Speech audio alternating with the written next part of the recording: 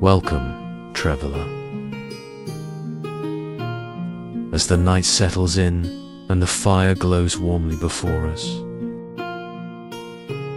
let your mind unwind and drift. Tonight, we'll explore the chilling story of House Bolton and its cold, calculating Lord Roose Bolton.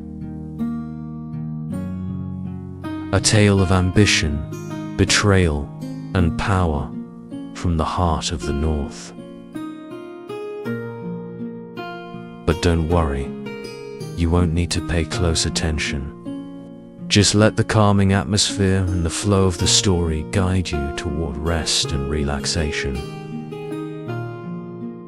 Before we begin, I'd love to know where you're joining me from.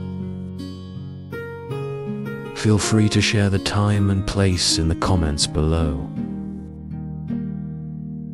Now, let the crackling fire and soothing sounds ease you into a peaceful state as we delve into the North's dark and intricate history.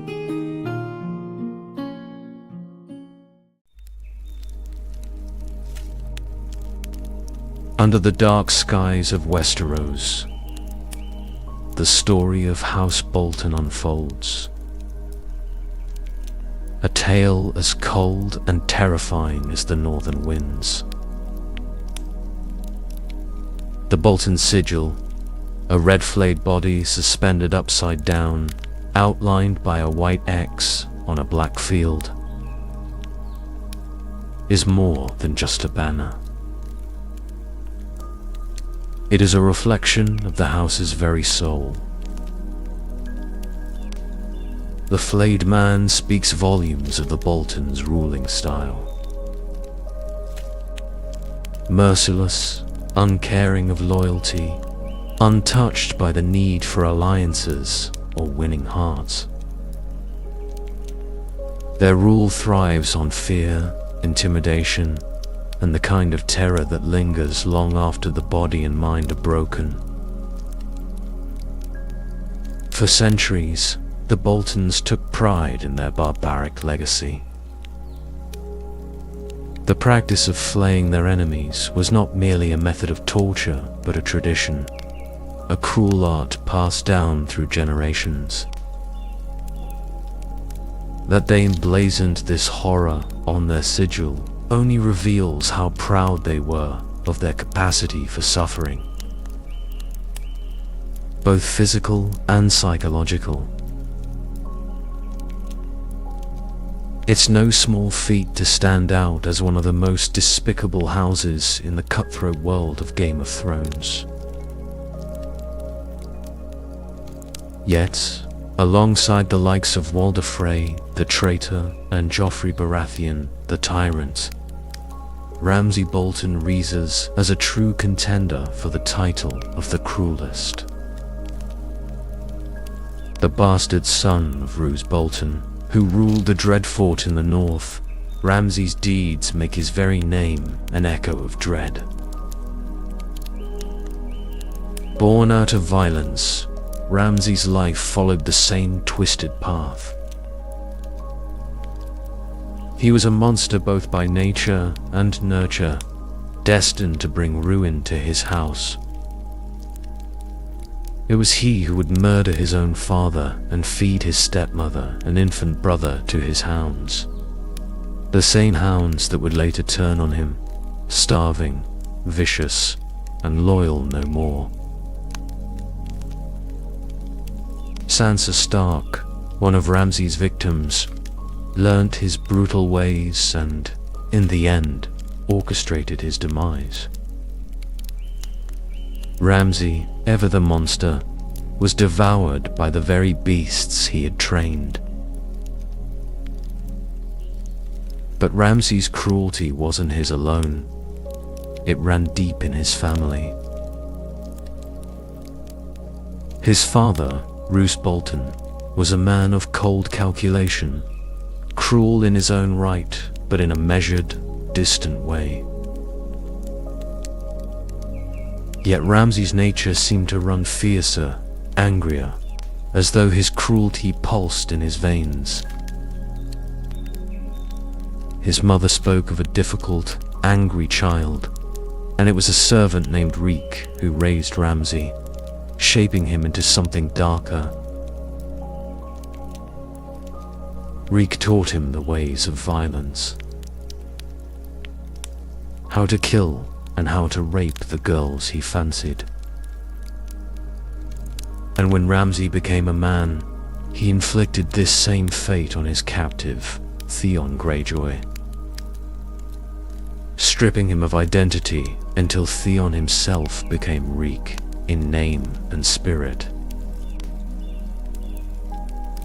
Without proper guidance or arms training, Ramsay's swordsmanship was as wild and vicious as the man himself.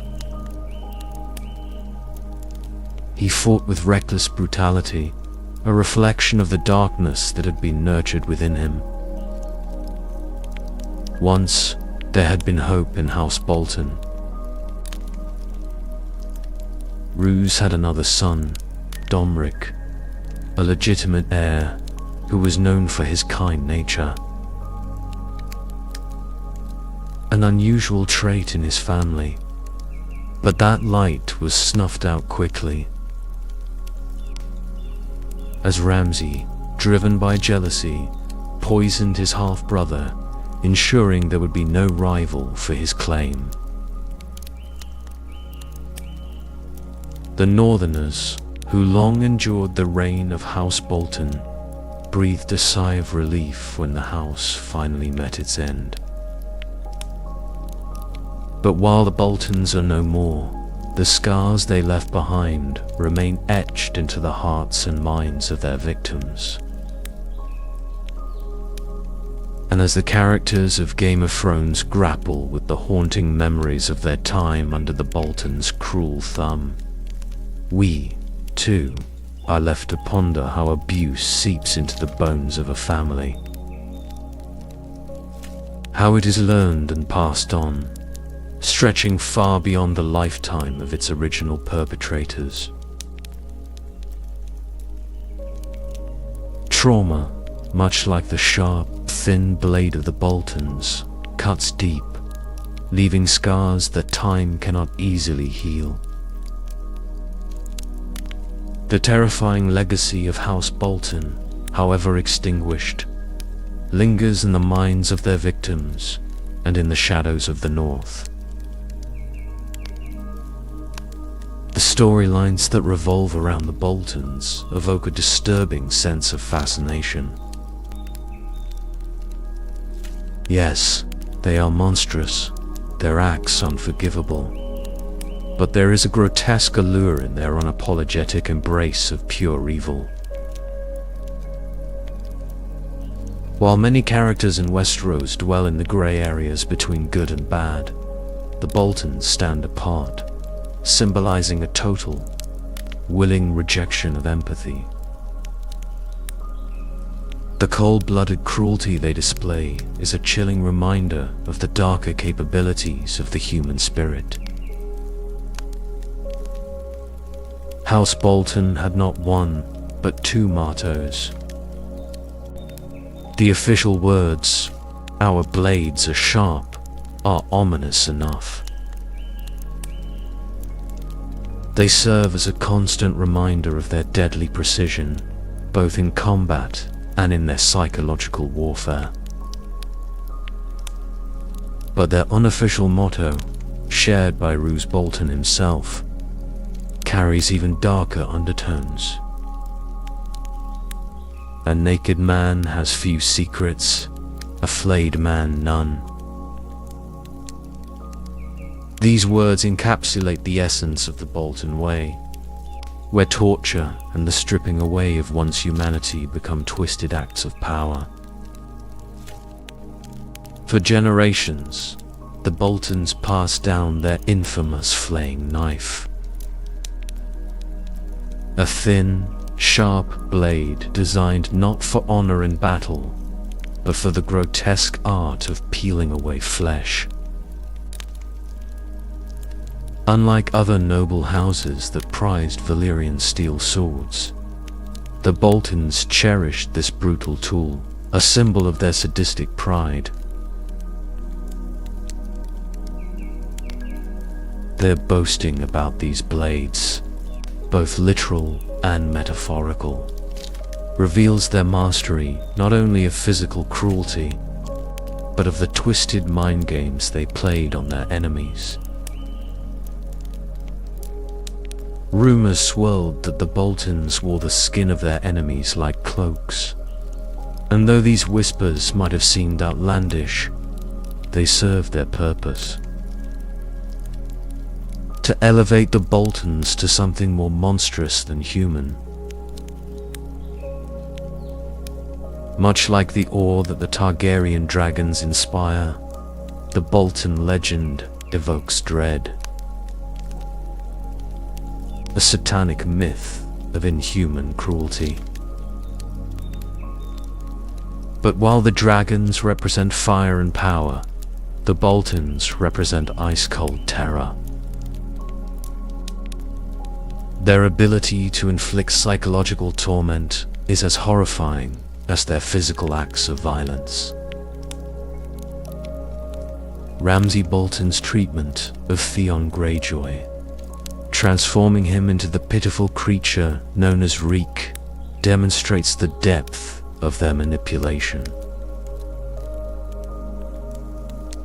What began as torture of the body quickly morphed into a dismantling of Theon's very soul, leaving him hollow, his identity shredded like the skin of a flayed man. And for Sansa Stark, already a survivor of Joffrey Baratheon's cruelty, Ramsay proved to be a nightmare far beyond anything she had ever faced. In the prelude to the Battle of the Bastards, we witness Ramsay's mastery of psychological warfare. The sight of burning flayed men, displayed like trophies on the battlefield, served to weaken the resolve of Jon Snow's army. And when Ramsay used Jon's younger brother, Rickon, as bait, it was clear. House Bolton's cruelty knew no bounds. They did not merely kill. They broke the spirit, shattered the mind, and crushed hope itself. The sigil of House Bolton, red, white, and black, paints a gruesome portrait of their nature. The red is the color of blood, ruthless and unyielding, a symbol of their thirst for power and domination. In the books, the background of the sigil is pink, evoking the disturbing image of flayed skin.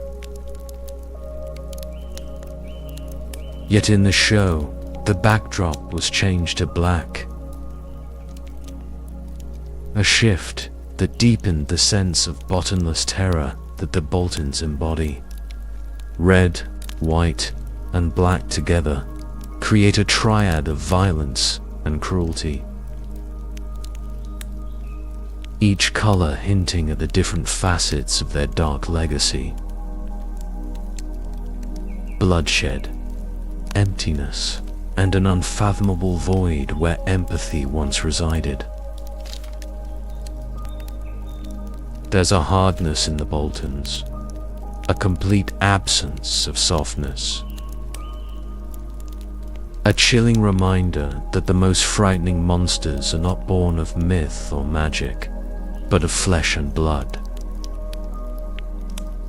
Their story, their sigil, their legacy, they all serve as a warning of what can happen when humanity is stripped away, leaving behind nothing but the cold, sharp edges of cruelty.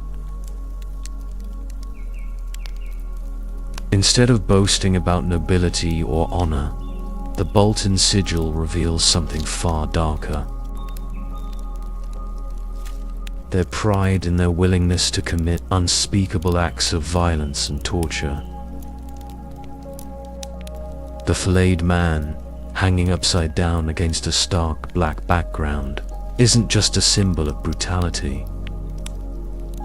It's a promise.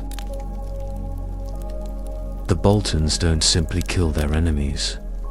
They break them in mind and body, using pain as both a weapon and a message. Their enemies know that death at the hands of the Boltons is a mercy compared to what might come first.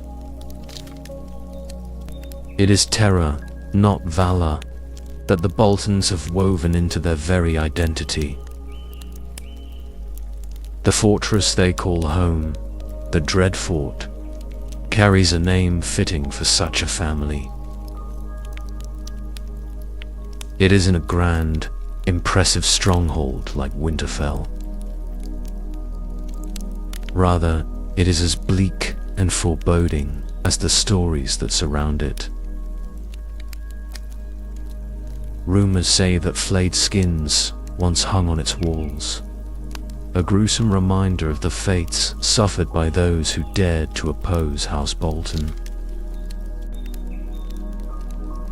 The Dreadfort itself is painted a flesh-like pink, the color evoking the macabre image of stripped skin, and its walls are marred with scratch marks and dried, brown blood.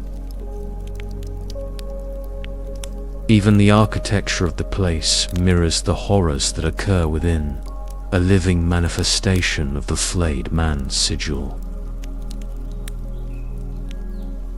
The Boltons, ever masters of psychological warfare, ensure that every part of their world reflects the terror they so expertly wield. By embracing the flayed man as their sigil, the Boltons send a clear message. They do not play by the rules of their time. When the Boltons bent the knee to House Stark, they swore to cease their practice of flaying their enemies. A barbaric tradition outlawed by Ned Stark. But the Boltons are not ones to honor such promises. Roose Bolton, ever calculating, justifies his family's dark tradition, defending the ancient practice of skinning enemies alive with a chilling pragmatism. We're not torturing them. The high road's very pretty, but you'll have a hard time marching your army down it. This cold, indifferent philosophy extended to other barbaric practices. Like the infamous First Night tradition, a deeply unsettling custom in which a lord claimed a right to sleep with a commoner bride on her wedding night. Though outlawed long ago, Roose continued the practice, caring little for law or morality. It was this practice that led to Ramsay's birth. Ramsay's mother, a miller's wife, had secretly married to avoid this cruel tradition.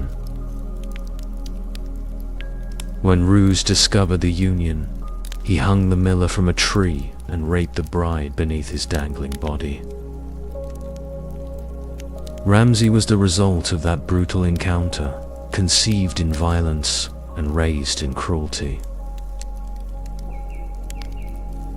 The Boltons' refusal to relinquish such practices, even after they had been outlawed, showed not only their sadism but their contempt for the Stark's authority.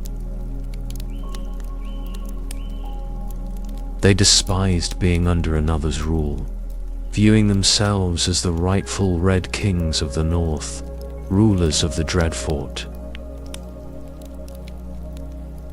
For centuries, the Boltons and the Starks fought over dominance in the North. A feud that simmered for generations and would eventually explode into one of the most memorable clashes in Westeros. The Battle of the Bastards. When we first meet Roose Bolton toward the end of A Game of Thrones, he emerges as one of the more distinctive figures among the Northern Lords, answering Robb Stark's call to arms.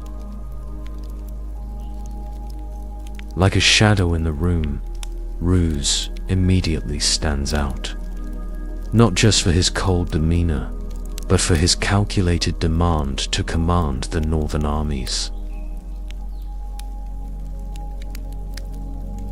Robb, young but determined, refuses to relinquish control of his forces.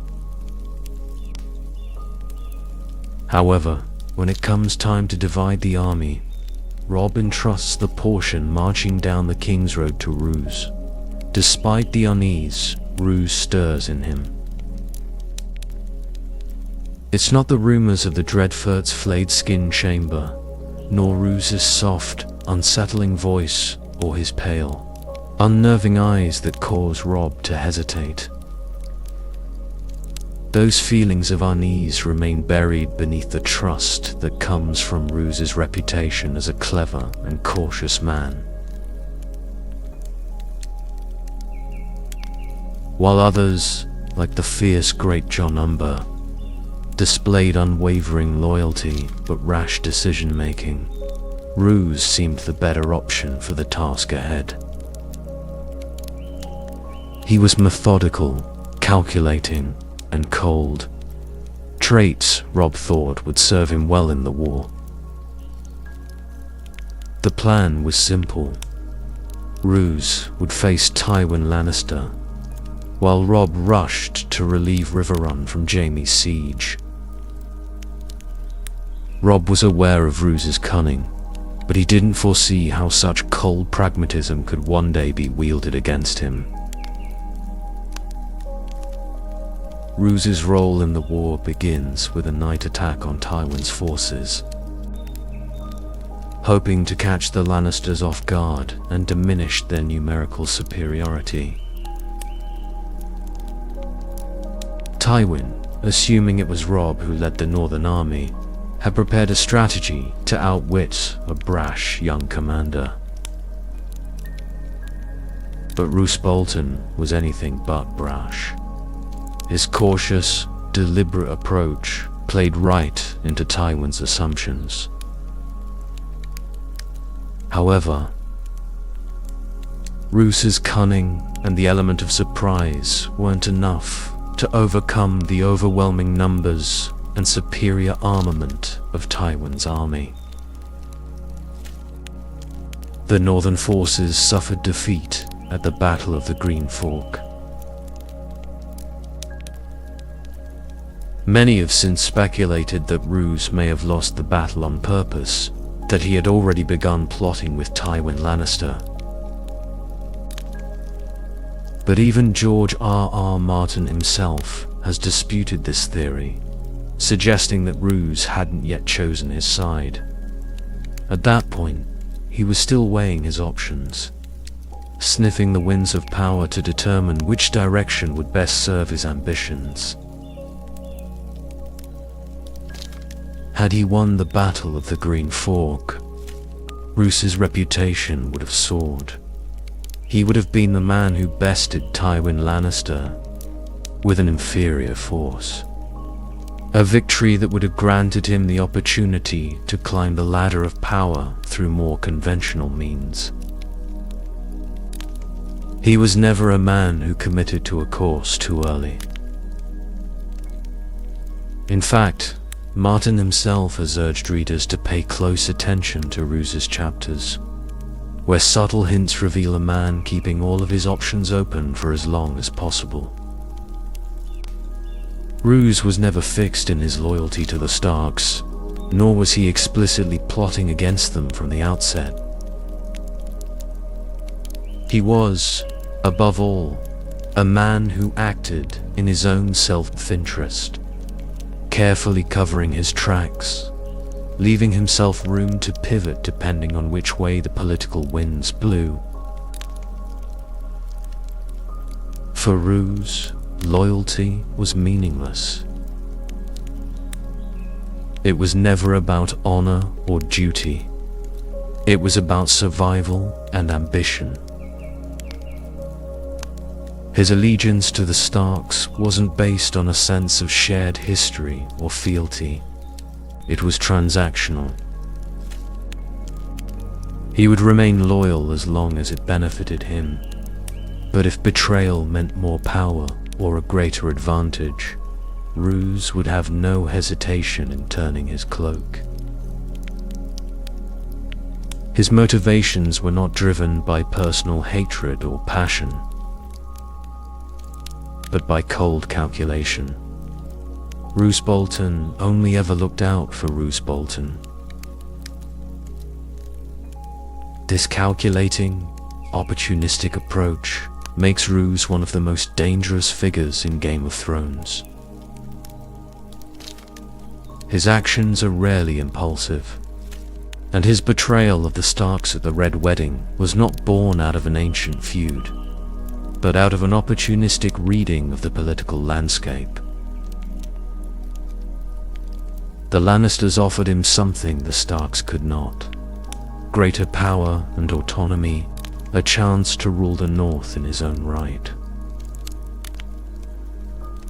When the time came, Roose made his choice, not out of loyalty to Tywin, but because it suited him best in that moment. Roose's betrayal wasn't inevitable, but it was always a possibility, lurking just beneath the surface. The moment Roose Bolton decided to switch sides and betray the Starks was calculated and cunning, like everything he did. He sent part of his army, those who were most loyal to the Starks, but not a single one of his own Bolton men, to Duskendel, knowing full well that it was a trap. This betrayal wasn't an isolated act of treachery, but part of a larger pattern. Roose had long been manipulating the war to benefit himself, regardless of which side ultimately emerged victorious. His strategy was always to let others do the bleeding, while he strengthened his hand behind the scenes. Though Roose didn't deliberately lose the Battle of the Green Fork, the losses that did occur were, unsurprisingly, of the most Stark-loyal houses. For instance, Lord Medgar of House Charwin, a family whose lands neighboured Winterfell, and who were known for their undying loyalty to the Starks, died of wounds shortly after the battle. Similarly, Sir Wireless Manderley, heir to White Harbour, was captured. Another devastating blow to a house famous for its allegiance to Winterfell. House Hornwood too suffered tremendous losses. Their lord fell in battle, and his only son and heir was killed by Jaime Lannister. This opened the door for Ramsay Bolton, Roose's bastard, to forcibly marry Lady Donella Hornwood and claim their lands. A move that could only have been executed so swiftly with Roose's approval. Of course, Roose would later wash his hands of the whole affair, claiming Ramsay acted independently. But it was all part of a calculated risk. If the Starks won the war, Roose might have to force Ramsay to return the lands, but perhaps, given his role in the victory, they would let him keep them as a reward. There was little risk, but much to gain. Roose's strategy was always to keep his options open and hedge his bets. After reassembling what remained of his army and learning that the Starks were faring well in the war, particularly after their alliance with House Frey, Roose made a move of his own. Marrying Lady Valda Frey. It was a strategic marriage designed to secure his future. If Robb Stark's marriage to a Frey went through, Lady Valda would become kin to the Queen in the north, tying the Boltons even closer to the ruling family. Roose's children could potentially marry Robb and his Frey bride's offspring, forging even deeper connections between the two houses. And, crucially, Roose's new marriage provided him with the protection of Frey manpower, ensuring that Winterfell could not move against him without risking an attack on their own kin.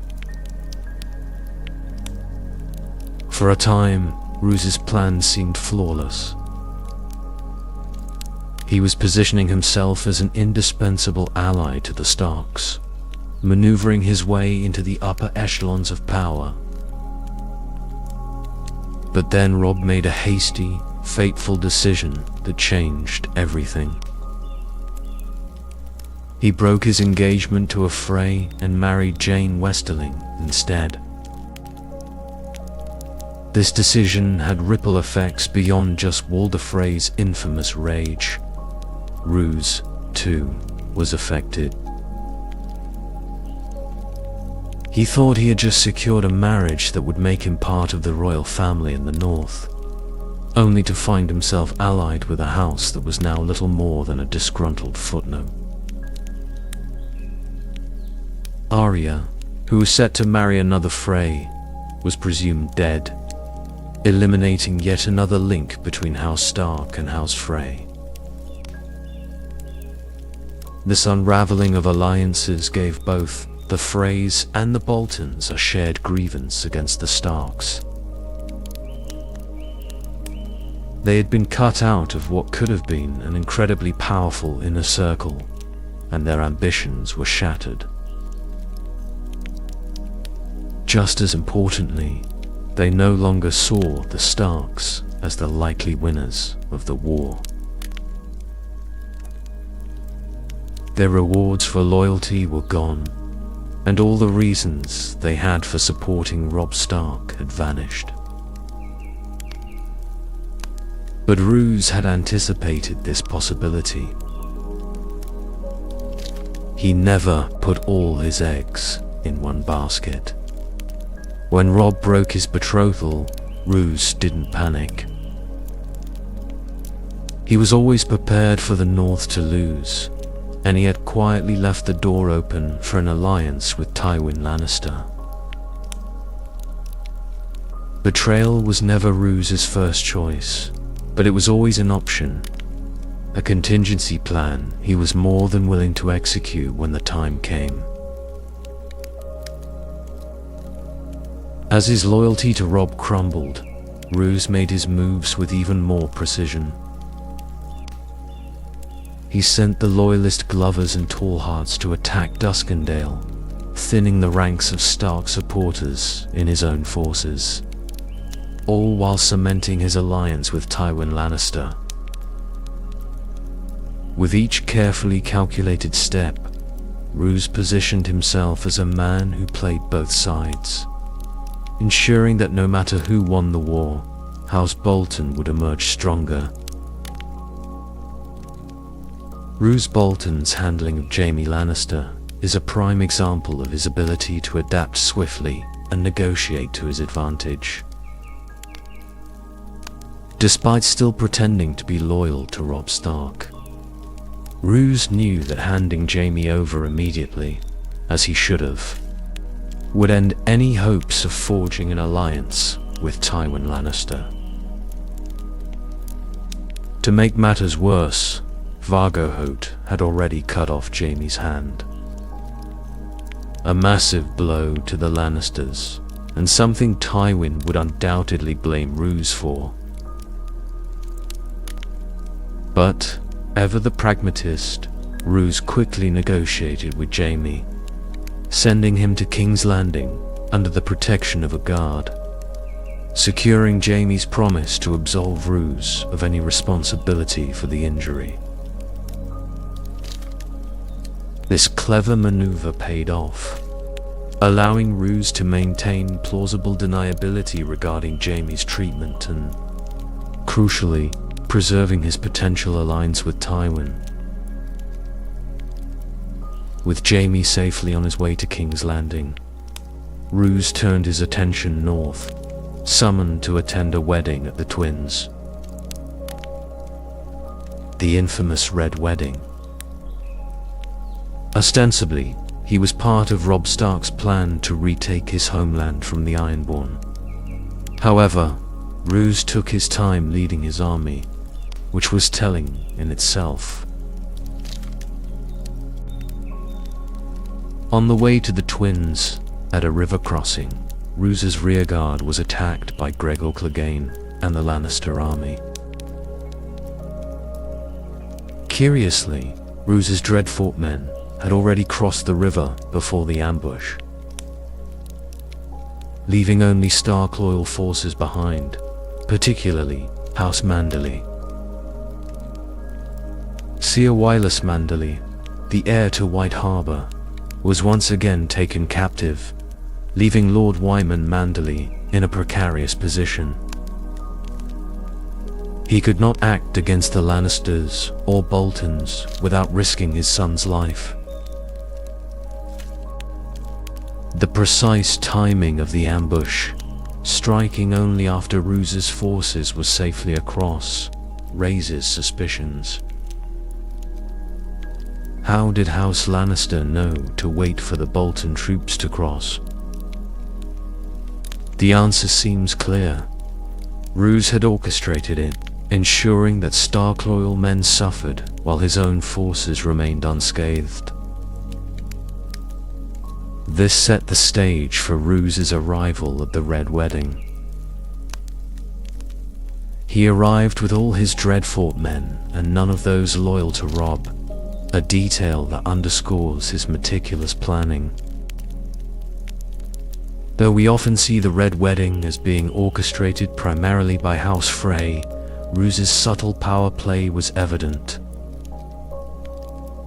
During the wedding, he made a pointed comment about the protection he provided for Big and Little Walder Frey, who were under his care at the Dreadfort. Lady Catelyn Stark noticed Lord Walder Frey squirm at this implied threat, revealing that Roose, not Walder, was truly in control of the situation.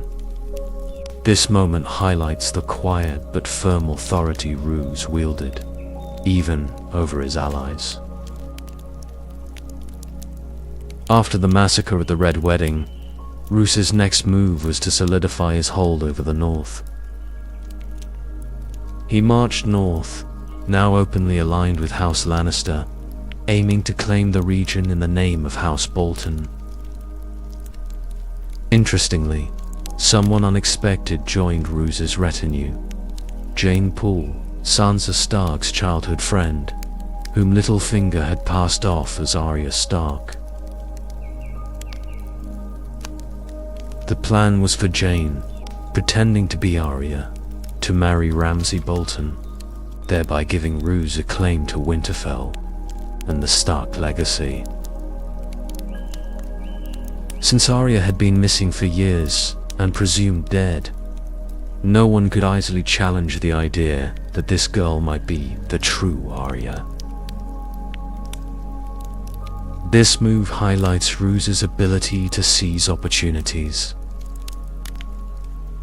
When it became clear that Robb Stark's betrayal of his Frey marriage alliance would cost him his royal ambitions, Roose swiftly pivoted from aiming to be married into the Stark royal family to positioning himself as the Warden of the North. This flexibility in his strategies reflects his similarity to Littlefinger, although the two were different in important ways. Littlefinger actively creates chaos, manipulating events to his advantage, while Roose more quietly plans for every possible outcome, positioning himself to benefit no matter how things unfold. Roos's legitimization of Ramsay Bolton and his betrothal to the Arya Stark impostor was the final piece in his plan to cement his family's hold over the north. With the backing of the Lannisters and a claim to Winterfell through Arya, Roose was well on his way to securing his dominance over the north, all while playing both sides in the war to his advantage. Ramsay's marriage to Lady Hornwood, a violent and tragic affair, resulted in her death. Yet that marriage pales in comparison to the legitimacy that Ramsay gains through his marriage to the girl posing as Arya Stark. This marriage solidifies Ramsay's claim over Winterfell, and Roose ensures that Theon Greyjoy, now fully under Ramsay's control, can confirm the girl's identity to anyone who questions it. Theon's credibility comes from his history as a Stark ward. He grew up with Arya, and people have no reason to doubt him. Roose's plan to secure the north is advancing swiftly, with Ramsay taking control of Moat Cailin and Roose marching straight for Winterfell. Roose understands that while the Dreadfort is defensible, Winterfell is the true seat of power in the north. By taking Winterfell, he aims to cement his position as Warden of the North. Yet, he's aware that many northern lords may not be fully loyal. However, he has weakened potential rivals. The Starks are believed dead, with only Sansa, now a Lannister by marriage, remaining. The powerful Manderleys are hamstrung by their heir, Wylis being held captive by the Lannisters, and Great John Umber is imprisoned by the Freys. The Karstarks are divided, and the Dustins and Ricewells are allied to Roose through marriage ties. With the other northern houses depleted from war, Roose's position, for the moment, seems secure. But an unexpected challenge emerges. Stannis Baratheon. Stannis has marched to the north and threatens Roose's claim to power. Even worse, winter has arrived, and the north is experiencing its full force. Snowdrifts tens of feet high surround Winterfell, freezing 6 of the 7 gates shut. Roose, ever the pragmatist, uses the brutal winter to his advantage. He remains sheltered in Winterfell, while Stannis' army suffers in the harsh conditions.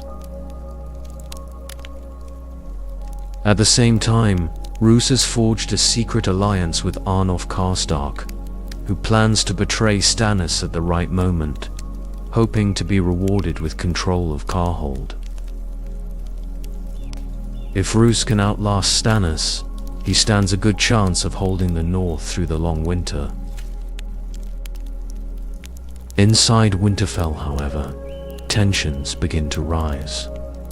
Mysterious murders, mostly of Freys and Bolton, spark animosity between the Freys and the Manderleys, leading to violent clashes. Roose's solution is typical of his cunning. He sends both Frey and Manderley troops out to face Stannis' army, once again positioning his rivals in harm's way while keeping his own men safe. This is the 4th time Roose has used a battle to rid himself of soldiers loyal to others, a tactic he continues to get away with. At the start of this story, we asked what Roose Bolton's master plan was, and the truth is that Roose doesn't operate with a grand scheme in mind. He is an opportunist, cautious, but always ready to shift with the changing tides of power. He plans meticulously and seizes opportunities as they arise. But while Roos's immediate strategy seems to be working, the cracks in his foundation are beginning to show. Roose has built his power on the belief that the Starks are no more. Yet, unbeknownst to him, Bran and Rickon Stark are still alive, and House Manderley is actively searching for Rickon. Arya Stark is also alive, and though Sansa is currently married to a Lannister, there is always the possibility that her marriage could be annulled. Even Jon Snow, thought to be merely a Stark bastard, might hold a legitimate claim if Robb Stark had legitimized him before his death. The survival of the Stark children means that Roose's claim to the north is far from secure. The Starks and their loyal allies will eventually come for him. And, as Roose himself acknowledges, his biggest threat might not be from the outside, but from within. Ramsay, his natural-born son, is a vicious and ambitious killer. Roose knows exactly what Ramsay's capable of, and is acutely aware that his own days are numbered.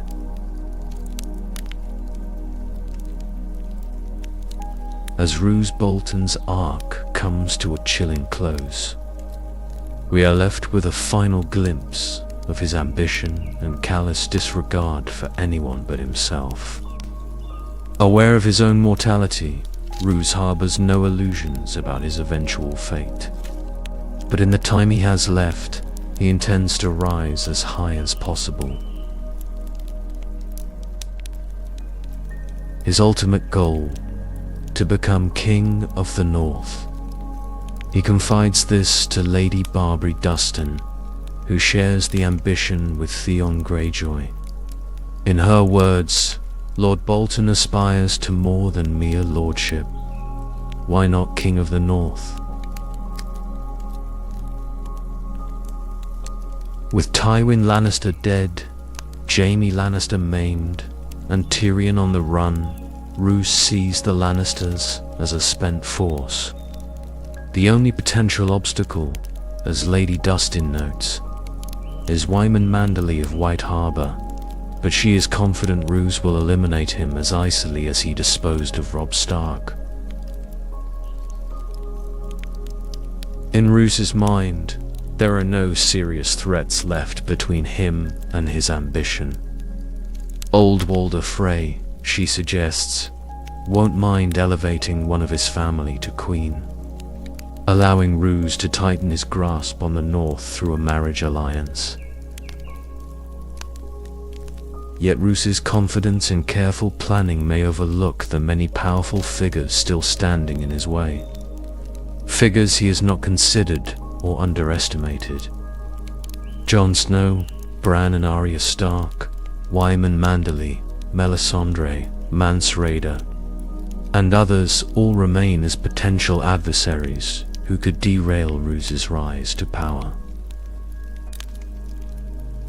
What makes Roose particularly dangerous is his lack of care for legacy or even survival beyond his immediate plans.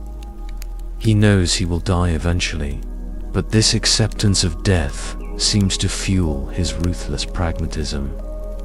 He won't overreach, and he won't compromise his own security. But in the time he has left, he will take any steps necessary to consolidate his power. He treats the world and those in it as mere pieces in his own personal game. His actions fueled more by the thrill of the climb than by any genuine desire for long-term rule. Roose Bolton will have a significant role to play in the Winds of Winter, and if his past actions are anything to go by, it will not be a positive one. His cold, calculating nature, combined with his indifference to the well-being of anyone else, sets the stage for a final, brutal chapter in his story.